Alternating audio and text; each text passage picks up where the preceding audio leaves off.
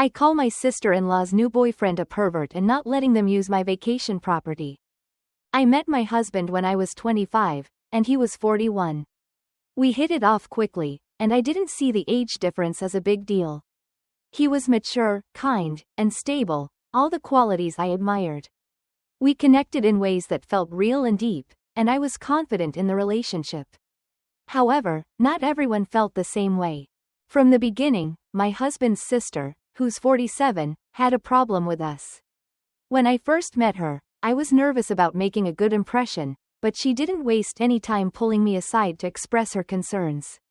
She didn't sugarcoat anything. She straight up told me it was weird that her brother was dating someone as young as me. She even went as far as calling him a pervert for being with someone 16 years younger. I tried to laugh it off. Maybe she was just protective of her brother or had her own baggage to unpack, but she didn't let it go. It wasn't just a passing comment. She kept bringing it up. Anytime we were in the same room together, she'd find a way to slip it into the conversation, like it was some kind of warning that I needed to heed. At first, I let it slide, thinking she'd get over it with time. But it wore on me. Every time she mentioned the age difference, it was like a little jab, a reminder that in her eyes, our relationship wasn't right. When my husband proposed, she boycotted the wedding. She didn't want any part of it, claiming the age gap was too much for her to stomach. It hurt. It was supposed to be the happiest time of my life, and instead, there was this looming shadow of disapproval. But we went ahead with the wedding anyway. My husband and I were happy, and that's what mattered most to me. Over time, things calmed down. She eventually stopped making a fuss about our age difference, but the relationship between us was never really the same. There was always tension, an underlying sense that she didn't fully approve of me or our marriage. I could feel it, even if she wasn't saying it outright anymore. Then, a couple of years later, she started dating someone new. He was older, in his late 60s. I didn't think much of it at first. People can date whoever they want, and if he made her happy, that was fine by me. But one day, in what I thought was a lighthearted joke, I made a comment about their age difference. I mentioned that it was kind of funny she was dating someone 20 years older than her. I even used the word, pervert, as a jab, thinking it was ironic since she had called my husband that when we first started dating. She lost it. I mean, really lost it. She went off on me, saying that I was being judgmental and mean, that she was a grown woman who could date whoever she wanted, and that age was just a number. She listed off all the reasons why her relationship was perfectly fine. They were the exact same things I had said to defend my marriage to her, but now she was using them for herself. I couldn't believe it. The hypocrisy was astounding. When I calmly reminded her of what she had said about her own brother, how she had called him a pervert for dating me because of our age difference, she doubled down. She said it wasn't the same. According to her, I was just a girl when I met my husband, implying that I was somehow too young to make my own decisions.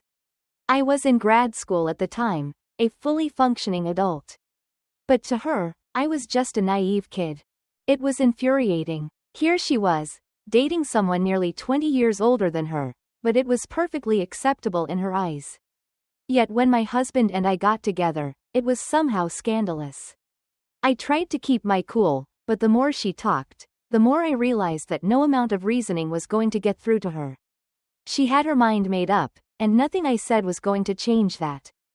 Fast forward to this past summer. My family has a vacation home, and we usually invite family and friends to come out and enjoy it with us. It's a beautiful spot, and we've had some really great times there over the years. But this year, I didn't want to extend an invitation to my sister-in-law and her boyfriend. I just didn't have it in me to deal with her drama again. The last thing I wanted was to spend my vacation arguing about something as pointless as an age difference. To be clear, I never called her boyfriend a pervert to his face like she did with my husband. I kept it to myself. I knew it would only cause more tension, and honestly, I didn't care enough to make it an issue. But when we sent out invitations for the vacation, I purposely left her off the list. It wasn't out of spite or malice. I just wanted a peaceful, drama-free summer. Of course, she noticed. It didn't take long for her to call me up and ask why she and her boyfriend weren't invited. I kept my response simple. I told her that I didn't think it was a good idea for us to spend time together right now, that things had been tense between us for a while, and that I wanted to avoid any unnecessary conflict. She didn't take it well. She accused me of being petty, of holding a grudge, and of trying to punish her for dating someone older. But that wasn't it at all. I just didn't want to deal with the negativity anymore. In the end, I did apologize to her. After seeing how personally she took the comment, I realized that maybe I had gone too far. Even though I had meant it as a joke, it clearly struck a nerve. So, I owned up to it. I told her I was sorry if I had hurt her feelings, that it wasn't my intention to cause any harm. But she never apologized to me. Not once. She never acknowledged the hurtful things she had said about my marriage or the fact that she had boycotted one of the most important days of my life. She acted like none of that ever happened. Now, I'm left wondering if I handled things the right way. Part of me thinks I should have just let her come to the vacation house, that I should have been the bigger person and moved past it. But another part of me feels justified. She never apologized for the way she treated me, and I don't think I should have to bend over backward to make her feel better. I didn't call her boyfriend a pervert to his face like she did with my husband. I didn't make it a public spectacle or try to shame her. I made a joke, a poorly timed one, sure, but a joke nonetheless. And I apologized for it. Yet she's acting like I'm the villain here, like I'm the one who's being unreasonable. It's frustrating. Am I the asshole for not inviting her and her boyfriend? Maybe, but I also think she's the asshole for never owning up to her own behavior. Maybe one day we'll be able to move past this, but for now, I'm not holding my breath. I give my fiancé his ring back because he made me choose between him and my siblings. I broke off my engagement a week ago. The moment my fiancé gave me that ultimatum, him or my siblings, I knew there wasn't going to be a future for us. It wasn't a hard decision for me, even though I loved him. I had no hesitation when I handed him his ring back. My siblings are my life. They're the only family I have left, and they depend on me for everything. My life changed 2 years ago, when my mom walked out on us. I was 19 at the time, just barely getting a grasp on adulthood, when suddenly I had 7 kids to take care of. I still remember the day she left. She didn't even say goodbye, just packed up her things and disappeared, leaving me to figure it all out. The kids were devastated, especially the younger ones. The oldest, at 11, tried to put on a brave face, but I could see how much it hurt him. None of their fathers were in the picture, and there wasn't any support coming from anywhere. It was all on me. I've always felt a strong sense of responsibility for my siblings. We don't share the same dads, but that's never mattered to me. I'm the only adult they've got, and I made a promise to myself that I would keep us together, no matter what. The thought of them being separated, tossed into foster care, and possibly going through the same horrors I did, it wasn't an option. When I was younger, I spent a couple of years in foster care, and I wouldn't wish that experience on anyone. The things I went through, the abuse, the neglect, I couldn't let that happen to them. So, I took on the role of being their parent, even though I was barely more than a kid myself. At first, it was overwhelming. I had to quit college, find a full-time job, and take on 2 part-time jobs just to make ends meet. I work over 80 hours a week now, juggling my time between all 3 jobs and taking care of the kids. Every day is a blur of exhaustion. I'm constantly running on empty, barely sleeping, and always worrying about how I'm going to make it all work. But it's worth it. The kids are worth it. They're my family, and I'd do anything for them. When I met my fiancé 2 years ago, I didn't hide any of this from him. We worked together at one of my jobs, and he knew right from the start about my situation. I was upfront about everything, the sleepless nights, the endless responsibilities, the sacrifices I had to make to keep my family together. At first, he seemed understanding. He even said he admired me for stepping up and taking care of my siblings when no one else would. That support meant the world to me. It felt like, for once, someone saw how hard I was trying and didn't judge me for it. Things were good between us at first. We dated for a little over a year before he proposed, and I really thought we had a future together. I loved him, and I believed he loved me, too. But things started changing after we got engaged. He began talking more and more about our future, not mine and my siblings, and how he wanted to build a life together. He wanted us to move in together, to focus on building a family of our own. But that was never an option for me. I've got 7 kids to care for, and I couldn't just leave them behind. They've already been abandoned once, and I wasn't going to let it happen again. I tried to explain this to him, to help him understand that my siblings come first. They need me, and I can't just walk away from that responsibility. He would listen, but I could tell he wasn't happy about it. The more time passed, the more frustrated he became.